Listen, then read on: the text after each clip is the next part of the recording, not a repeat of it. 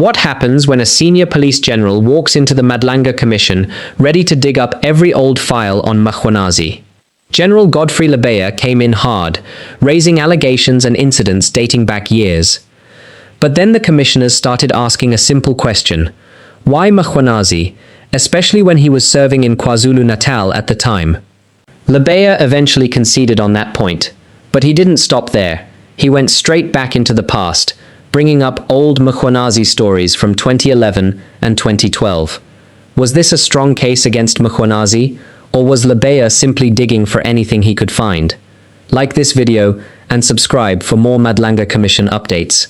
I just wanted to check the facts of the operation. The killing of Mr. Swart is something that happens in Gauteng.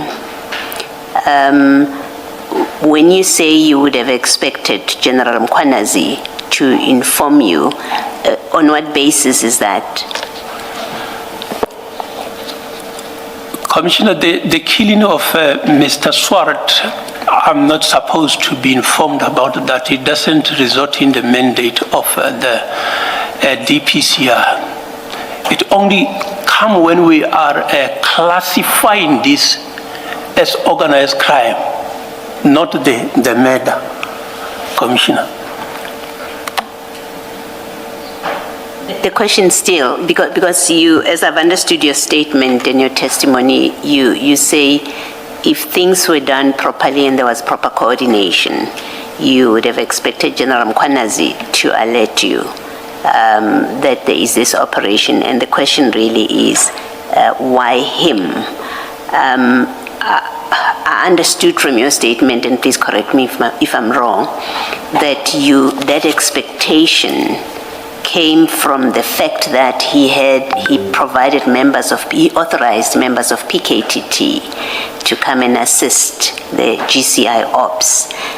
I understood that to be your basis, that he should have informed you. Am I correct in that understanding, or is there a different basis? Yes, because then it is being classified as an organized crime, not only the murder of Mr. Swart. So if it is classified as an organized crime, I expected that at least one should be informed. Commissioner Baloy's point is that then it would be the provincial commissioner in Gauteng who should inform you, not a provincial commissioner in KZN, because this is not a KZN case. Yes, so I will accept that and say that whoever provincial commissioner is aware of that, the national head need to be informed. So I agree that it could be the provincial commissioner of Gauteng. I'm not sure if he was aware himself. But why did you bring the KZN commissioner into the picture? It is because of the sending of the members from KZN. I thought that it means that they are aware of particular organized crime projects that need to be handled in Gauteng. So it is the point where I can see. It is on this day that Brigadier Sharon Gaylor sent an email to Lieutenant Generals Pahlani, Nchwe and me, directing as follows: Good day, Lieutenant General. By direction of the acting National Commissioner, Major General Mkhwanazi, you are kindly requested to attend the funerals as guardians of the Eastern Cape. Major General Mkhwanazi will not attend. Thank you very much. Respectfully, Brigadier Gaylor, Executive Assistant to the National Commissioner, General B.H. Keller, South African Police Service. Copy of this email is attached as Annexure SGL 16. I just wanted to ask you, why are you referring to this email? I don't understand its relevance. I wanted to demonstrate the interference of politics in policing, that it comes way back from 2009 in terms of my view. Others may push it back. I have had others putting it since the Bologwani period. But from the work that I have been doing, I have seen it from 2009 that there is a serious interference by politics in policing matters. Sorry, you'll forgive me, but how does you getting an instruction to attend a funeral, what does that have to do with interference? Under normal circumstances, a junior, a subordinate will not give an instruction to a senior officer. It is only when there is interference that there is that confusion. And who's the junior, the brigadier?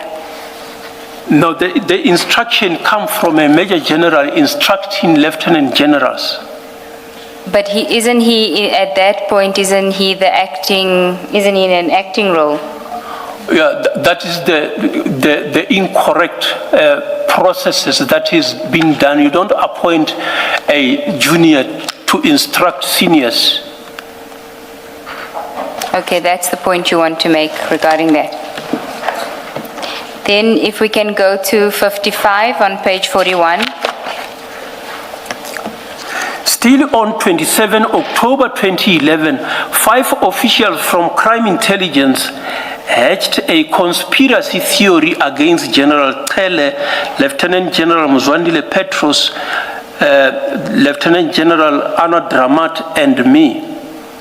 On 3 November 2011, the Divisional Commissioner of Crime Intelligence wrote a letter to the President, the Minister of Police, and Lieutenant General Mokwanazi to lodge a complaint of conspiracy. Sorry, can I just ask, who was the Divisional Commissioner of Crime Intelligence then? The Divisional Commissioner of Crime Intelligence was Lieutenant General Mdluli. Thank you.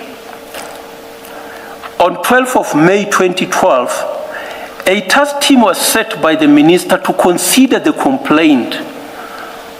While this cloud was hanging over our heads, General Pierre was appointed as the National Commissioner on 12 June 2012. On the 5th of July 2012, Minister announced that the allegations of conspiracy were unfounded. When I asked a copy of report in the letter dated 23 of November 2012, the Minister refused via a letter dated 6 December of 2012 on the ground that it is for cabinet. Thank you. 56. The acting National Commissioner who directed that grabbers be moved away from the DPCI to crime intelligence amended the list of senior managers who could recommend the interception and monitoring. The amended list required the acting National Commissioner and the acting Divisional Commissioner to be the only ones who could recommend the application of interception and monitoring to the designated judge as appointed in terms of regulation of interception of communication related information Act 70 of 2002. That was a serious anomaly and it created more risks than solutions. I had to come and finalize the assets record during my era as national head, as the equipment were still in the name of the DPCI. And when you say in that paragraph, the acting National Commissioner who directed that grabbers be moved away from the DPCI to crime intelligence, who was that acting National Commissioner? The acting National Commissioner at the time was Lieutenant General Mokwanazi. Thank you. Paragraph 57. While the investigation of crime intelligence was continuing, information of threat was brought to our attention.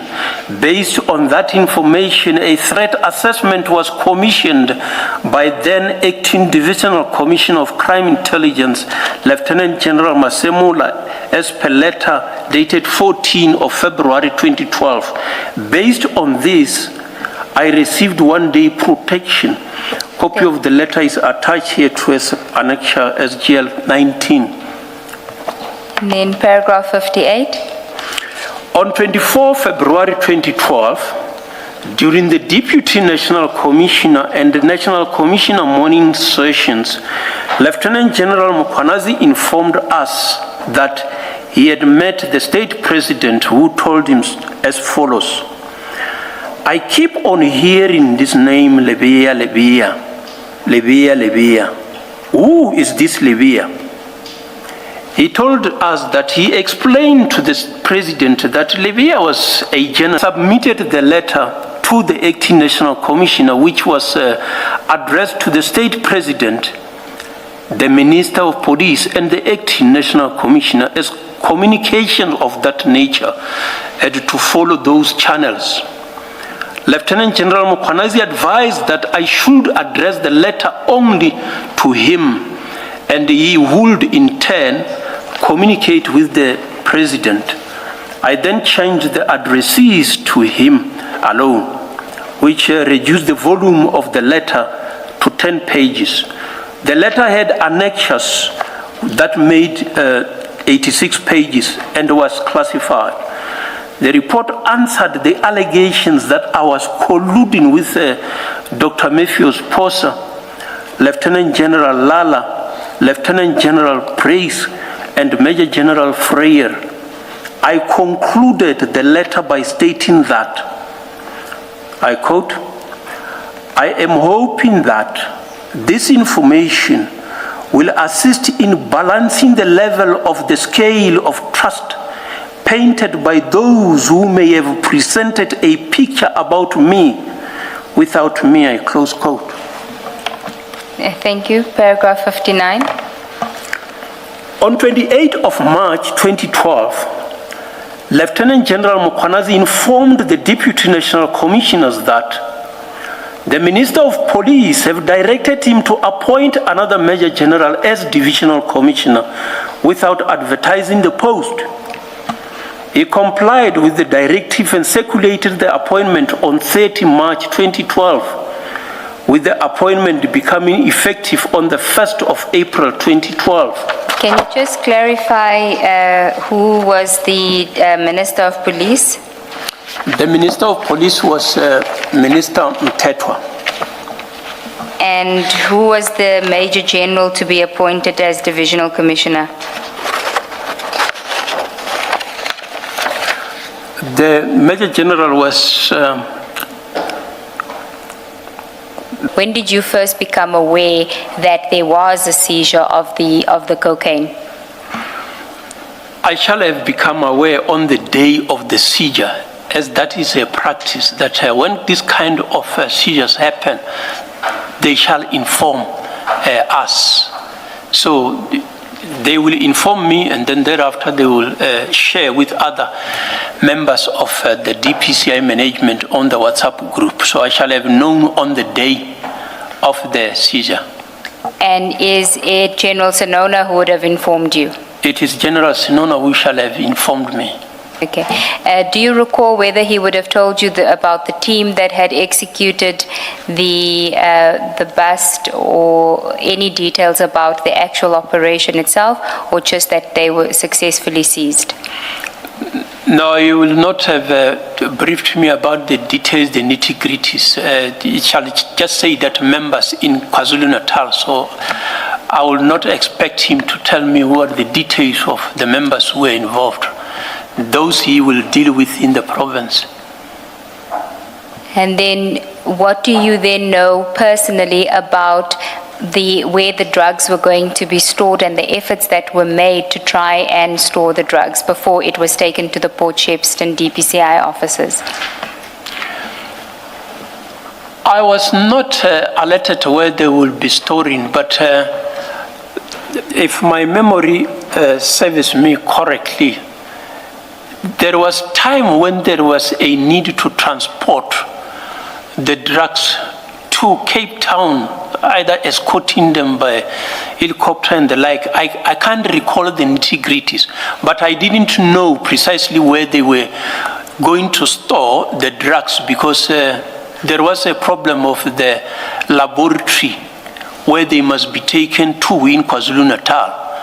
and which means that normally is supposed to be a station or wherever they can be safely stored.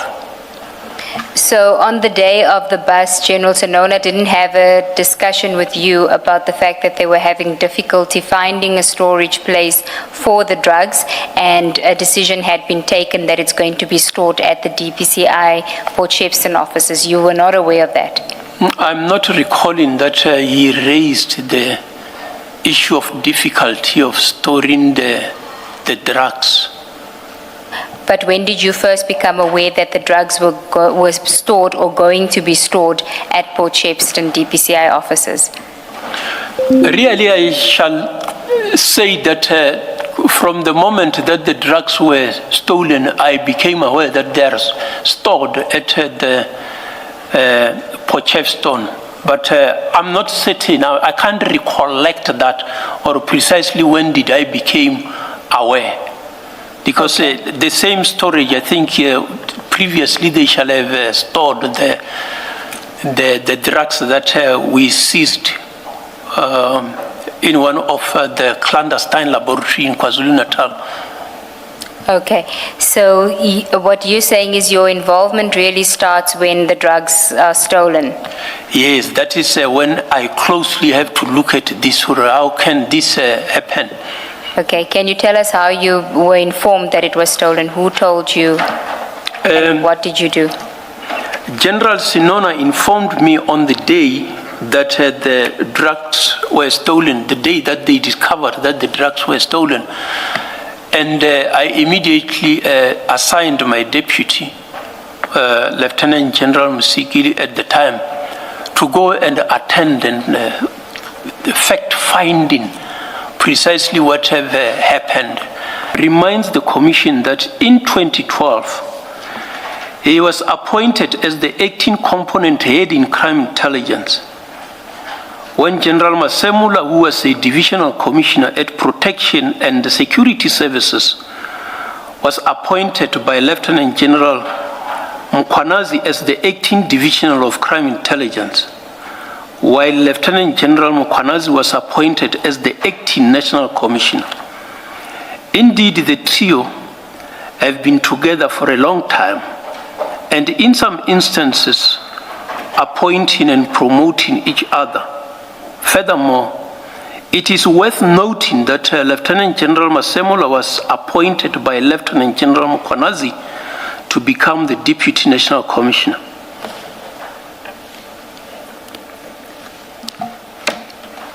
(162).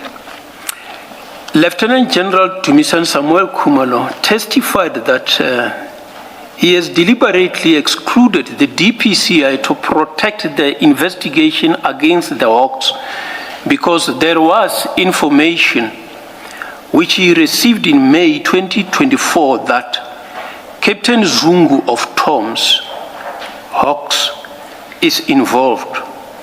He concludes that, but if it happens that there are targets that are at a particular level in a particular environment that are part of the target, informally and indirectly so, there can be a discussion between, for instance, myself and the head of the DPCI to say, on this project, we will be limiting our briefing as well as our information sharing because we have some of the targets in the space.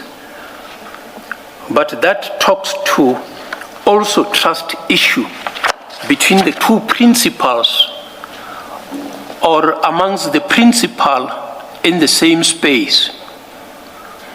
I now understand why he has never brought information of any serious organized crime or serious corruption. Just want to follow up, Dr. Lebeya. Since you found out, I do appreciate that when General Mkhwanazi made his statement, I think you had already retired from the Hawks. That is correct, Commissioner. Yeah.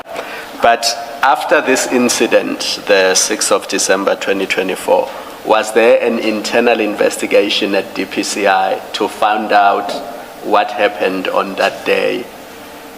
What did the members of the DPCI that went to the Sandhead address do and what they did when they came back?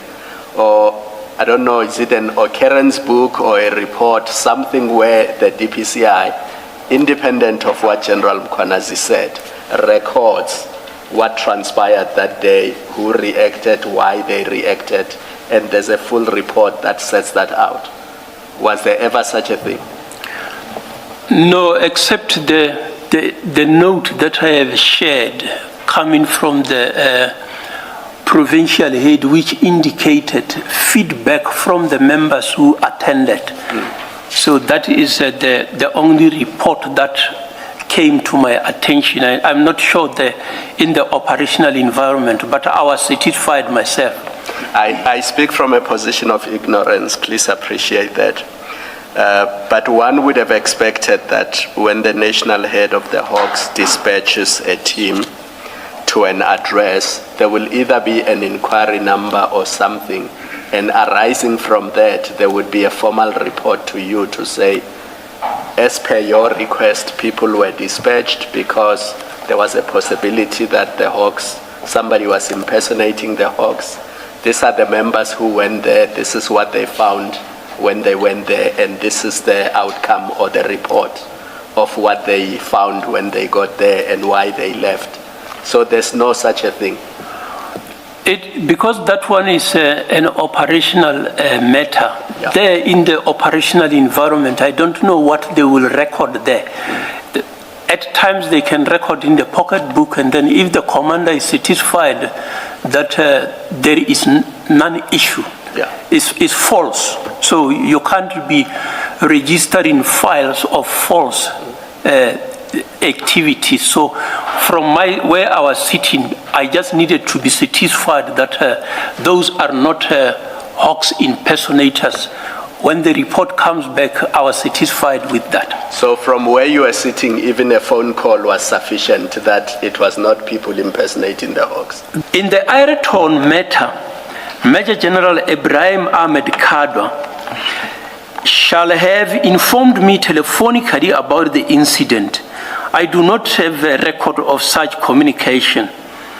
As an experienced senior manager, I will expect of him to do whatever is necessary in line with the prescripts of the law. There was no need for me to exercise any oversight role. He never sought any assistance from me. I was comfortable that a senior manager is at the scene, which is what is expected. Can I just clarify what you're saying in that paragraph? Are you saying he would have informed you, you just don't have a recollection? Or are you saying he did inform you, you just don't have a record of it, but you're saying positively he did inform you? I cannot recollect that he informed me, but it's a normal practice that he must inform me. I take that he shall have informed me. So I couldn't get the communication records. So, but I expect that he shall have informed me. It's just that I'm not recalling how it was done. So, my confusion comes from the last sentence where you say he never sought any assistance from me, and I'm prepared to accept that. That may be, it's consistent with you not remembering whether he called you or not, but then it is the very last sentence where you say, I was comfortable that a senior manager is at the scene, which is what is expected. So that last sentence conveys quite positively that he did inform you and you satisfied yourself that with such a senior person on the scene, you don't need to do more. That's where my confusion comes from, what you're conveying. Because the statement is being made afterwards, insinuating that it is wrong of a senior manager to be at the scene, I think that may have influenced the insertion of this. So I was comfortable that he should be at the scene. So I'm not recalling the nitty-gritties. But to be at the scene of a crime. That is what I expected.